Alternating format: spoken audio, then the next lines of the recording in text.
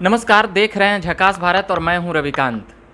अभी आरजेडी के महासचिव जी से मैं बात करूंगा। ओम प्रकाश पासवान जी हैं, फतुहा से विधायक भी रहे हैं। अभी मैं जानूंगा चिराग को लेकर क्या स्टैंड है और मध्यावधि चुनाव बिहार में क्या कुछ हो सकता है, उसको लेकर ओम प्रकाश पासवान जी से मैं कुछ बातें जानूंगा, आरजेडी और एलजेपी की भी बातें। सर, पहले तो बहुत बहुत स्वागत है आपका झकास भारत में। पहला सवाल मेरा यह रहेगा कि अभी जो एलजेपी और आरजेडी का जो चल रहा है, बातचीत, समर्थन भी कर रहे हैं, तो इसको लेकर और भी क्या कुछ बातें हैं और जानकारियां हैं आपको?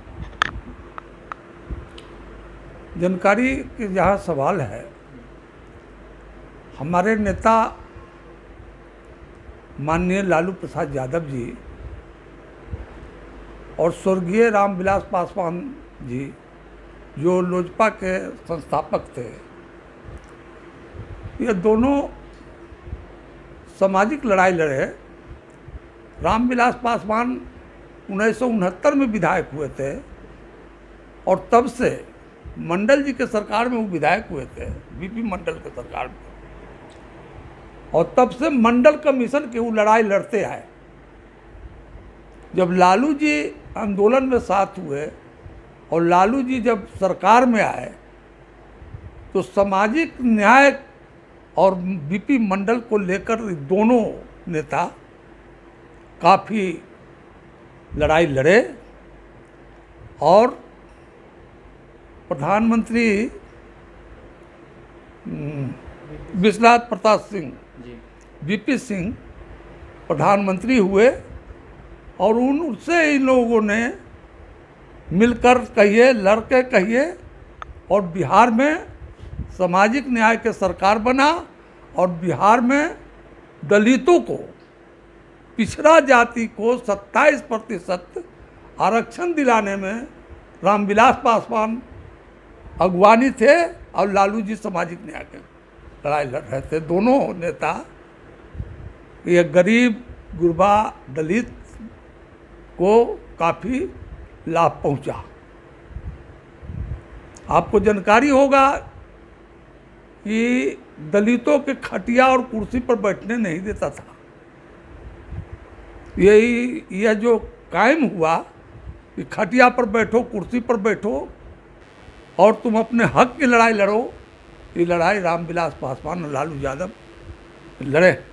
अभी की परिस्थिति में सर सवाल है, अभी की परिस्थिति में क्या है आप जानना चाहते हैं?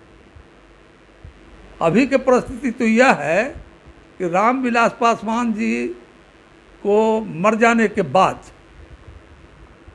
जिस दल को चिराग जी ने अपने बल पर पूरे बिहार में अकेले चुनाव लड़के उसको हराने के काम किए, धूल चटाने के काम किए, उसके गोद में मंत्री के लोभ में जाकर के खेल रहे हैं पशुपतिनाथ पारस।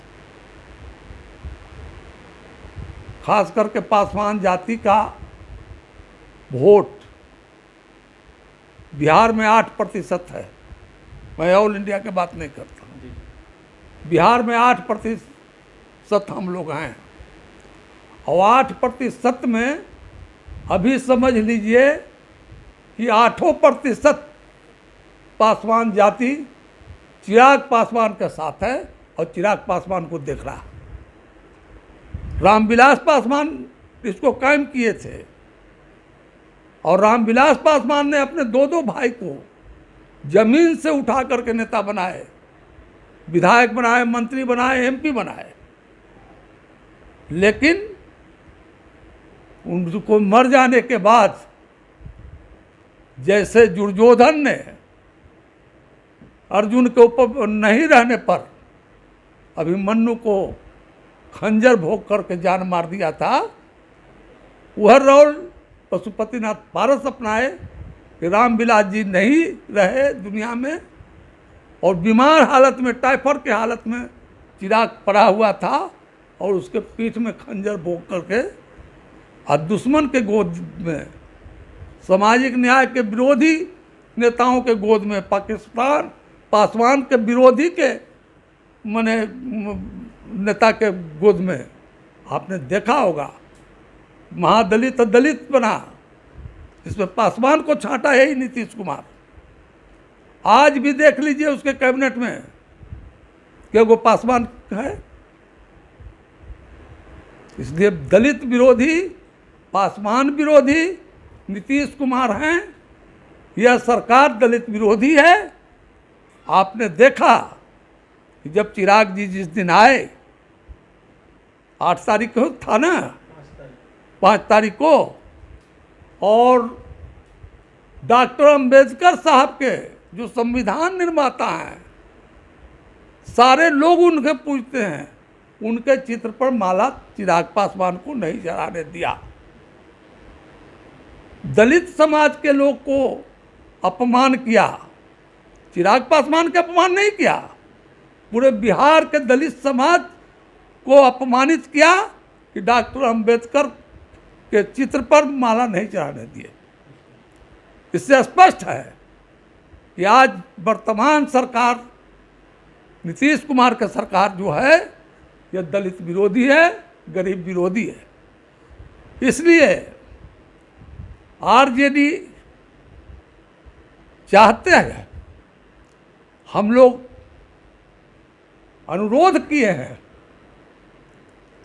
मैं अपने तरफ से भी चिराग जी को, कि सामाजिक न्याय की लड़ाई आपके बाबूजी और लालू जी एक साथ मिलकर लड़ाई लड़े हैं, और आप अब इधर उधर मत जाइए। आप आरजेडी से में आइए, हम लोग आपको वेलकम करने के लिए तैयार हैं। अब तो रह गई बात बड़े नेता का। अभी हमारे राष्ट्रीय अध्यक्ष लालू प्रसाद यादव जी दिल्ली में हैं, क्योंकि उनका स्वास्थ्य ठीक नहीं पूरा तरह से हुआ है, इसलिए दिल्ली में हैं। और चिराग जी से दिल्ली में बातें हुआ है, उन्होंने श्याम रजक जी भी मिले हैं जी। श्याम रजक जी मिले हैं या मिलेंगे, कोई रोक तो नहीं है, लेकिन सवाल यह है कि श्याम रजक जी के हमारे सामाजिक न्याय के दृष्टिकोण से कभी इधर रहे, कभी भाग गए, उतना वेट चिराग जी देने वाले नहीं हैं। चिराग जी लालू यादव और तेजस्वी जी के थे, और हम आपको बताते हैं कि बहुत जल्द में तेजस्वी जी के सरकार यहाँ बनेगी, ये सरकार जाएगा, और बहुत मतलब मध्यावधि चुनाव हो सकते हैं। मध्यावधि चुनाव होगा, उसमें कोई रोक नहीं है, और जल्द से जल्द होगा। चलिए, ये तमाम बातें हम कर रहे थे ओम प्रकाश पासवान जी से, जो आरजेडी से विधायक भी रहे हैं और राष्ट्रीय जनता दल के महासचिव भी हैं। तो ऐसे ही हम पॉलिटिकल तमाम बातें करते रहेंगे।